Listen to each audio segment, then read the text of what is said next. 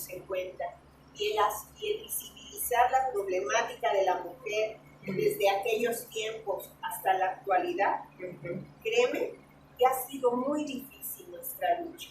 Y en Mater lo sabemos bien, pero hemos aprendido contigo también cómo hacer frente a todos esos desafíos.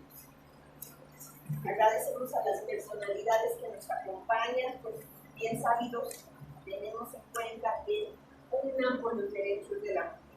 A continuación, la maestra Rosaide Santiago Pérez, quien está adscrita a la Agencia del Ministerio Público Especializada en Violencia Familiar, Sexual y de Género de la Fiscalía General de Justicia del Estado de México, y quien cuenta con una amplia trayectoria en impartición de justicia como el Ministerio Público, especialmente en derechos de género. Nos complace que nos dirijas unas palabras, maestra, por favor. ¿Me escuchan? Buenas tardes a todos. Primeramente les doy las gracias por estar aquí presentes, en el entendido de que ahorita vamos a hacer una distinción entre si somos hombres o mujeres, sino que nos vamos a ayudar entre todos, porque esa es la perspectiva de género. No hacer menos, no hacer más a una persona por ser indígena, por ser mujer, por ser hombre, por ser niña, por ser adolescente, sino al contrario, fundar todas las herramientas, instituciones, de carencias, para no volver a repetir los errores temporales que hemos cometido. Bien dicen las frases célebres, ¿no? Un error no bien aprendido es nuevamente cometido.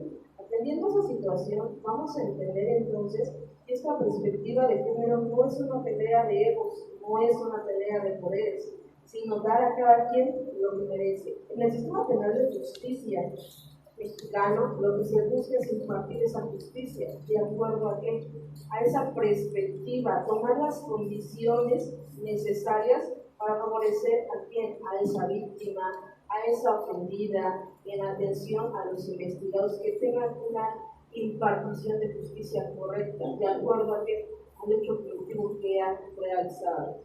Entendamos entonces que estos derechos nacen de qué, de un legado internacional, atendiendo a esa vulneración de derechos que venimos arrastrando entre mujeres, en atención a que somos uno de los sectores, una de las poblaciones vulneradas desde hace años, niñas, niños, que hemos venido arrastrando esas situaciones que hasta la fecha seguimos viendo en atención a delitos sexuales, a violencias familiares, en donde nadie voltea a ver esos delitos. ¿Por qué? Porque no son de gran trascendencia, porque así lo dicen, porque es una mujer, porque se deja. Pero ¿qué pasa? A los hombres no les da miedo decir eso a estas alturas de la vida, porque ellos también pueden ser violentados. Digan ustedes, ¿cuántos hombres han denunciado esa violencia? ¿Cuántos hombres han dicho, yo voy a ayudarte como mujer, porque si te ayudo, el de atrás me va a criticar, o el de al lado? Debemos de perder de vista toda esa situación, ante esa disciplina que tenemos en todos los ámbitos jurídicos, tanto del orden ministerial, del orden jurídico, legislativo, ejecutivo, porque atendiendo a todas las necesidades de las naciones y de la nación en particular mexicana, es que estamos haciendo reformas para una impartición de justicia correcta, porque escuchamos mucho en el sistema penal de justicia que hay que juzgar con perspectiva de género, pero díganme entonces, ¿qué es esa perspectiva de género? ¿Cómo vamos a atender esos delitos vinculados a la violencia de género? ¿Cómo vamos a atender esa violencia familiar sin revictimizar a la persona que ha sido afectada en sus bienes jurídicos tutelados por la norma, a ese niño que ha sido víctima de un abuso sexual, de una violación, de violencia incluso? Tan es así que los códigos se han reformado, hablamos de diversos ámbitos de la norma, tanto familiar como penal, en donde aplicamos esa perspectiva de género, atendiendo a las necesidades de la situación en particular o del caso del médico, ¿vale? Ahora bien, ¿qué es esa perspectiva entonces? ¿Cómo vamos a juzgar? ¿Cómo tenemos que actuar como juzgadores, como órgano investigador, como autoridades, incluso como abogados? Porque cuando nos llega un asunto, ¿qué es lo primero que debemos de preguntar? más allá de esa verdad, ¿cómo voy a defender a mi cliente, a mi víctima, a mi ofendido, si no sabemos llegar a ese pequeño o gran efecto de dónde partió esa violencia, de dónde partió esa información? Porque muchas veces pues hemos, pues sí, en el ámbito penal, tenido esa gran discrepancia, ¿no? De saber si realmente era víctima o no era víctima, si ese victimario no fue antes víctima de cometer un hecho delictuoso. Vamos a poner un grave ejemplo: aquella persona que abusa sexualmente de lo que nos hemos puesto a pensar si en algún momento fue abusado, si en algún momento esa persona fue víctima. Entonces debemos de atender a todo ello, más no justificar el acto que está realizando, sino en todo momento verificar cómo se va a impartir esa justicia. Hemos notado que a lo largo de los años, si bien es cierto, existen demasiadas reformas, pero no hemos entendido ese ámbito de competencia jurisdiccional, constitucional, inclusive, en donde tanto la Constitución como tratados internacionales se encuentran a la par, hablando en materia de derechos humanos. Esos derechos humanos que hemos venido tasajando día a día. ¿Por qué? Porque ya nos dijo el juez que no, pero ¿por qué no hemos encontrado esa respuesta? O no le hemos pedido como abogados a ese juez, explíqueme el por qué no a mi idea, si la Constitución, si ese tratado internacional lo está pasando. Tocante a ello, entonces, ¿qué vamos a verificar nosotros como abogados?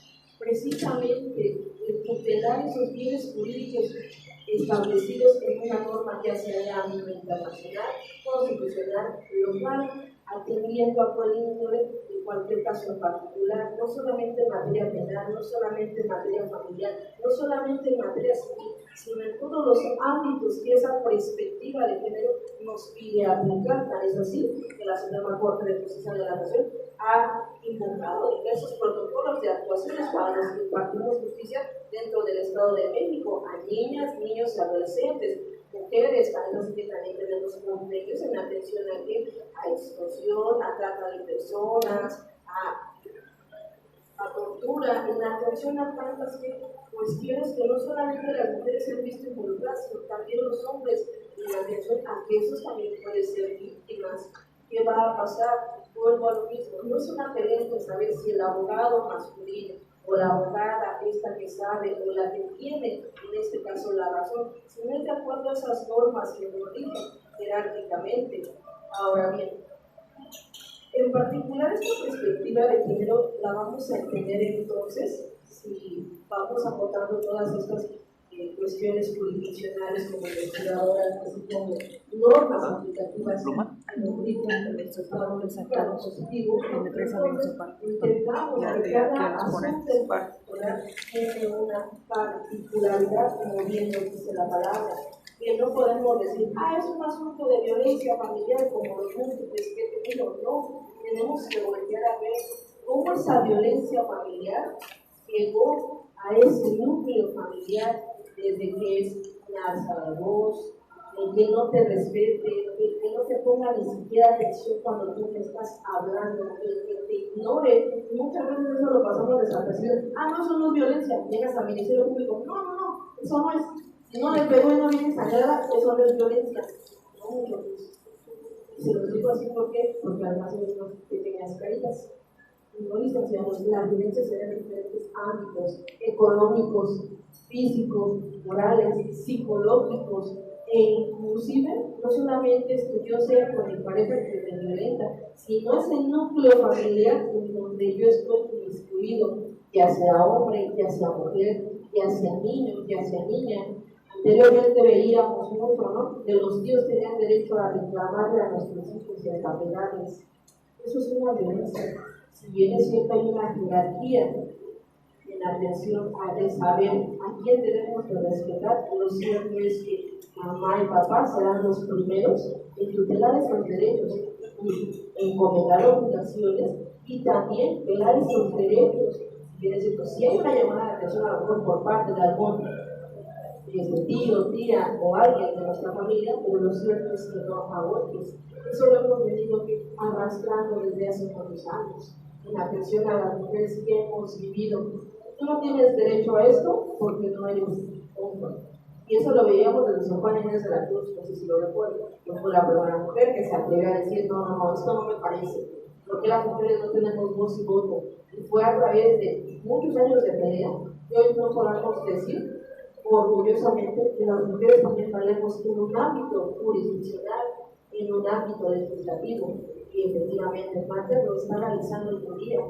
Hoy orgullosamente puedo decir que muchas de las abogadas que pertenecen a este colegiado están sumamente capacitadas porque han entendido que ya no vamos a cometer el error de hace 20 años, de hace 30 años, sino vamos a empezar a modificar esa norma de acuerdo a lo que la misma norma nos está facultando.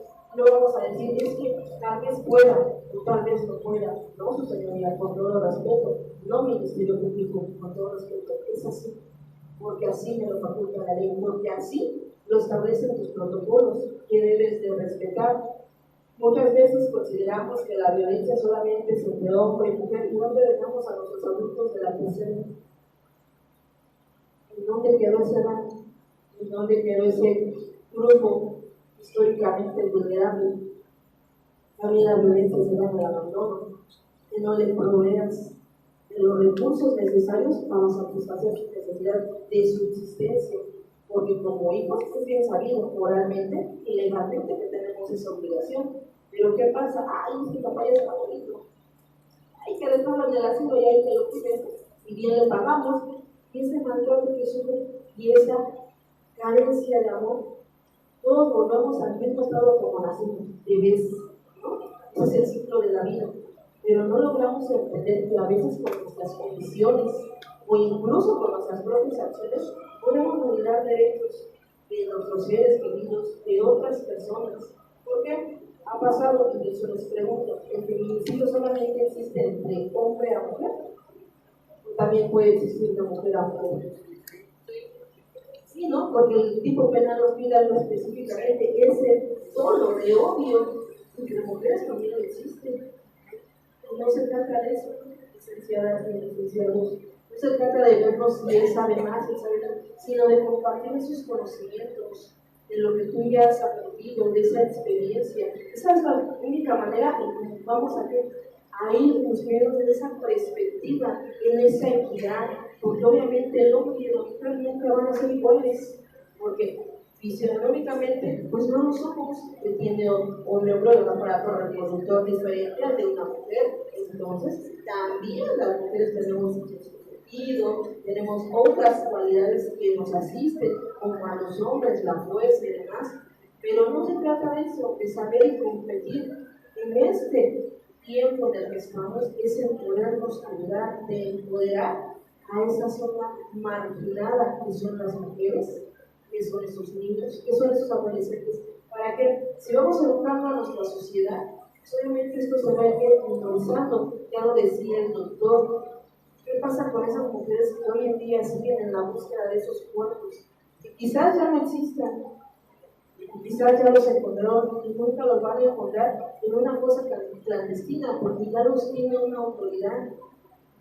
Y lo hemos visto, hay muchos documentales, yo les compartiría, ¿no? En un momento que tengan tiempo, vean el documental de las 3 muertes de María Escobedo. Eso nos explica claramente la lucha que ella hizo para obtener la justicia de su hija y que al final del día nunca lo obtuvo. Fue asesinada frente al Palacio de Justicia y la autoridad nunca dio un comunicado de manera de investigación que se iba a llevar por ella. El Señor sigue libre y el Señor probablemente no sea la primera vez que mata a una persona, llámese del sexo masculino, llámese del sexo femenino. Ahora, atendiendo a los niños, ¿en dónde dejamos esa bonita población que apenas está creciendo, que apenas se va a empapar de qué es esta sociedad? Verificamos que a través de los años los niños han sido vulnerados de miles de maneras, sus derechos, esas garantías constitucionales que la ley les consagra. En primer momento, en atención, cuando verificamos a los niños que están vendiendo algún producto en la calle, tú les preguntas, ¿dónde está fumando? Mi mamá también está vendiendo, ¿no? En su inocencia, él cree que es lo correcto, Pero tú pregúntate entonces dónde está la mano, dónde está ese papi. Sí tenemos necesidades, es claro, toda persona tiene necesidades, toda persona, creo que todos trabajamos, todos estamos aquí por ese gusto, por ese amor al derecho. Pero vuelvo a lo mismo, y ese niño solamente estará vendiendo o qué tendrá atrás. La escuela, preguntémonos. Eso nos da la importancia que a través de esos DIF estatales, municipales, verifiquemos esas circunstancias, esas instancias. Anteriormente, como bien lo mencionó el doctor, existían esas guarderías. Hoy las mamás prefieren aguantar a lo mejor un golpe, una recordada de vida de una mamá, con tal de que cuando estiren la mano tengan un plato que ponerle de comer a sus hijos. ¿Por qué? Porque anteriormente cuando se van a trabajar, pues eran ayuda a esos centros comunitarios, y bien que los están quitando. Entonces, miren, no solamente estás dejando un estado de vulneración a niños, sino también a esa mujer que quiere dejar esa vida de violencia y quiere salir por sus propios méritos adelante, que necesita el apoyo quizás de un hombre, de una mujer, que le pueda brindar esa ayuda, esa confianza de creer en ella misma. Yo siempre lo he dicho, no nos podemos subir a ese tablito y decir que nunca nos va a pasar, porque la vida nos da muchas vueltas. Probablemente hoy estemos de este lado, el día de mañana que estemos de aquí, nos buscará que nos traten con esa dignidad. Todos tenemos derechos a dignidad, y es un derecho humano que nadie puede excluir, ni en la familia, ni en el órgano jurisdiccional, ni en alguna autoridad investigadora. ¿Qué pasa cuando vamos a buscar alguna asesoría? No voy de salida, venga otro día. Va la señora el otro día, va el señor el otro día. No, está muy ocupado. Es lo que se busca con esta perspectiva, capacitar a abogadas, abogados, a jóvenes, a escuelas, a todo el personal que funge como autoridad o como administración de un Estado, para que en el sector salud también se vean esos principios reflejados de perspectiva de género. Cuando llega una persona que ha sufrido un hecho delictuoso de índole sexual, sí, dígame, ¿qué le pasó? No, hay que tener esa delicadeza de saber preguntar primeramente cómo se siente, que pase esa revisión, que si existen doctoras, puedan pasar por una doctora para que se sientan más cómodas. ¿Por qué? Porque vienen siendo reglas de un sexo masculino. Desvestirte ante un hombre para una certificación, para una valoración, también es una vulneración a los derechos.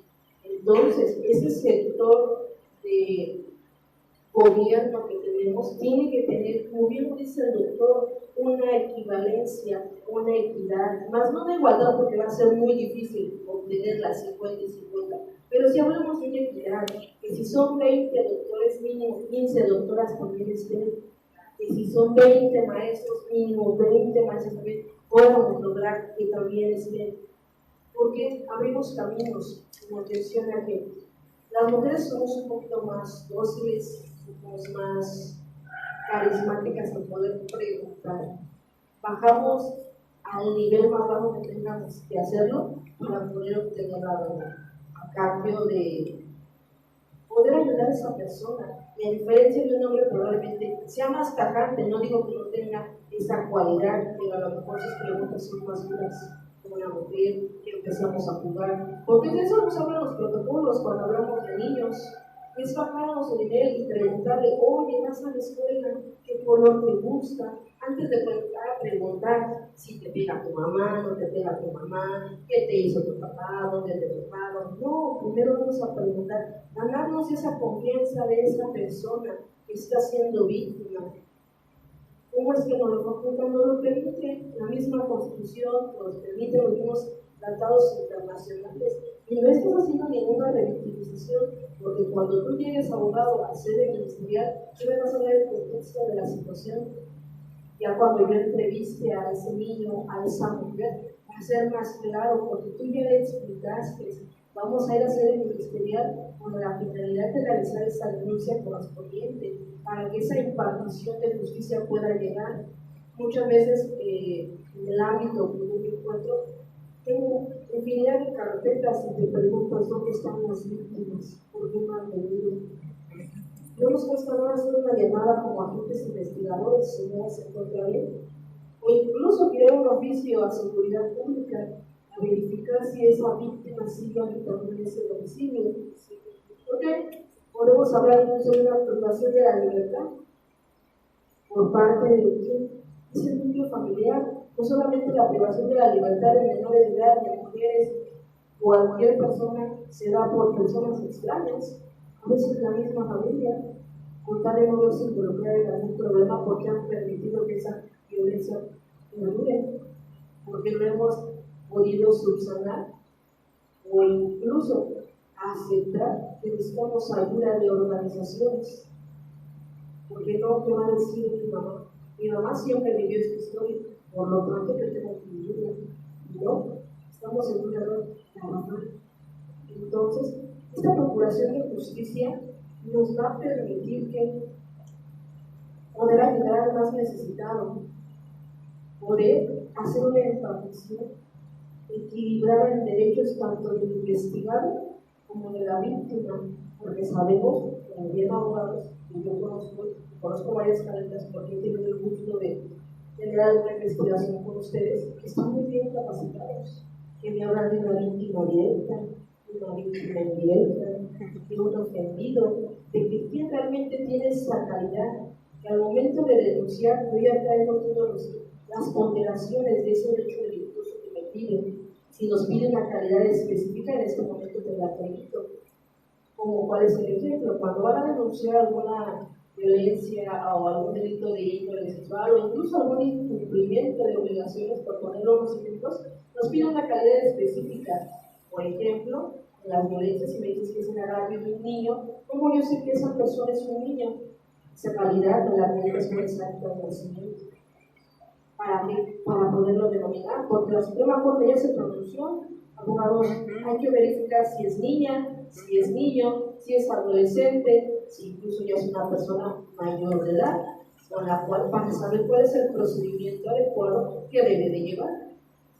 En tanto que en una formulación de imputación a un adolescente, a un mayor de edad, incluso para poder hacer una investigación acorde. Porque vuelvo al mismo, no es lo mismo que yo le pregunte a un adolescente ¿cómo estás? A que con el niño tenga que verificar esa confianza. Oye niño, ¿cómo te llamas? Oye, ¿qué te gusta? Oye, ¿viene este juguete? ¿Te gustan los carritos? Y empecemos una buena comunicación para cuando yo llegue a preguntar ¿cómo te sientes en mi vida? ¿Cómo está en ese momento después de ese evento traumático? Porque recordemos que también esa perspectiva abarca ese tratamiento terapéutico que tenemos que llevar. Y no es porque ¿Vamos a dejar todos ya? Sino porque tiene que tener una vida digna, una vida en la cual ese evento traumático no debe de ponderar siempre antes de poder verificar si puede reír, si puede jugar y demás. Entonces vamos a entender que todos esos protocolos que se han realizado son como herramientas para nosotros los abogados, para comprender cada una de las circunstancias que tiene cada víctima, cada ofendida. Y esos tratados internacionales no solamente son para escuchar, como dicen, nuestras demandas, sino para saberlos enfocar en algún momento procesar oportuno en una investigación, ante un juez de control, ante un tribunal de enjuiciamiento. Su señoría está relativizando en este momento a mi víctima, solicito un receso, efecto de poder dar la contención necesaria, y pues no la puede negar, porque es nuestra víctima la que en este momento está llevando su desahogo de los hechos que le ocurrieron, porque por más que tú seas el abogado, por más que tú seas el Ministerio Público y defiendas ese caso a capa y espada, la única que le dará el contexto real al juez será la víctima. ¿Qué es lo que le pasó? ¿Cómo le pasó? ¿Cómo fue esa vulneración de sus derechos humanos, sus garantías constitucionales? Ahora, podemos hablar también de una perspectiva de género en la atención a la comisión de cualquier hecho delictuoso, en la impartición de justicia en materia familiar. Recordemos, y ustedes como buen abogado lo saben, en atención a niños y adolescentes, las medidas precautorias de declarar de manera independiente el juez en un término mayor a 24 horas para salvaguardar los derechos y que los niños no se encuentren en alguna comisión de algún otro hecho delictuoso o bien de alguna otra vulneración de sus derechos humanos. Y luego te dirán ustedes que no van a realizar quién le ha pedido esa medida precautoria al juez. Porque recordemos que el juez resuelve a través de nuestras peticiones. Ante el sistema penal acusatorio, el control horizontal, lo que pide el Ministerio Público, tendrá derecho a la defensa a debatir, como viceversa. Si la defensa en este momento me dice que no acorde a la prisión preventiva de corte justificado, tendrá que darme los argumentos necesarios para yo poder debatir que efectivamente no le asiste la razón. Todos estos compendios de leyes como tratados nos permiten precisamente identificar esa perspectiva. No podemos juzgar por juzgar como anteriormente teníamos ese sistema tradicional, en donde a pesar de que tuvieras pruebas no eran escuchadas. Porque también recordemos que no solamente los hombres cometen delitos, también las mujeres. También es darles el trato digno a ese hombre y a esa mujer a través de que sepa cada uno de sus derechos humanos que le asisten. Porque, ¿qué pasa cuando estamos hablando de una persona indígena? Porque hay muchos juicios de cualquier índole no tienen al conductor. Porque cuando hablamos de este grupo vulnerable de mujeres no está asistida de su trabajador social y de su perito en psicología? ¿Por qué no verificamos esa parte? O ahora bien, en cuanto a los que no son imputables, ¿por qué no está su tutor? ¿Por qué no está su trabajador social? ¿Y por qué no está el médico? ¿Por qué no está el psicólogo? Porque ese es el equipo multidisciplinario que nos solicita esa perspectiva de género. Y no solamente se atiende a que sea una mujer, a que sea un niño, sino que tengan todas las condiciones para poder hacer una buena impartición de justicia. ¿Cuándo nos podemos ayudar del colegio, de UNIR, del presidente municipal, para poder tener todas estas herramientas a nuestra disposición? Porque así lo establecen las leyes. Así una petición. El no, recordemos que ya lo tenemos acreditado y nos han dado en reiteradas ocasiones. Tenemos que pelearnos en sí. Tal es así que Mater se lo peleó, por eso está esta fundación, porque no está diciendo y no está cometiendo el error de solamente aquel varón podrá profesar la abogacía, sino al contrario, aquellas mujeres que han hecho este compendio y han hecho esta barra para poder verificar y ayudar a otras mujeres, no solamente que entre abogadas, sino a esa población marginada.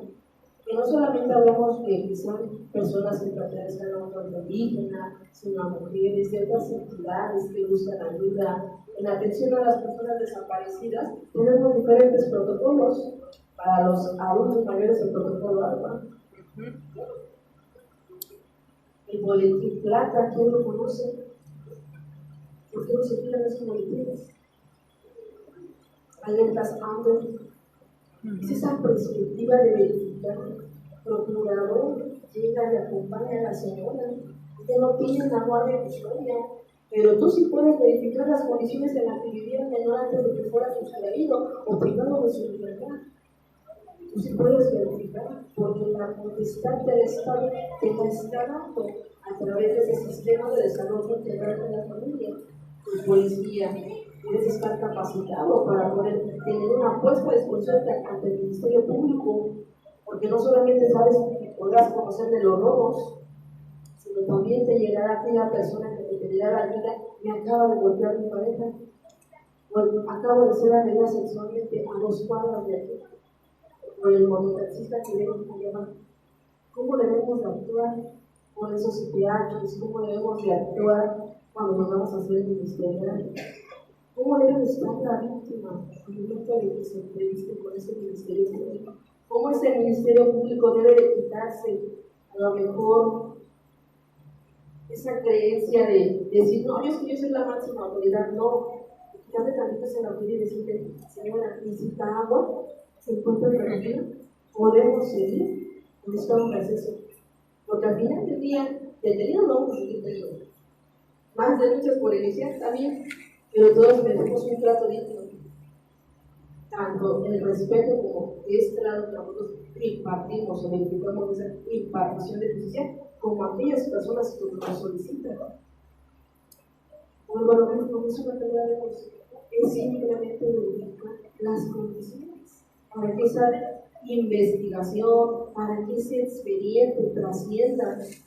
Pelearnos es decir, porque muchas veces cuando llega una guardia de custodia, ¿a qué crees, señora? Le quedé mal con el asunto, no salió como queríamos.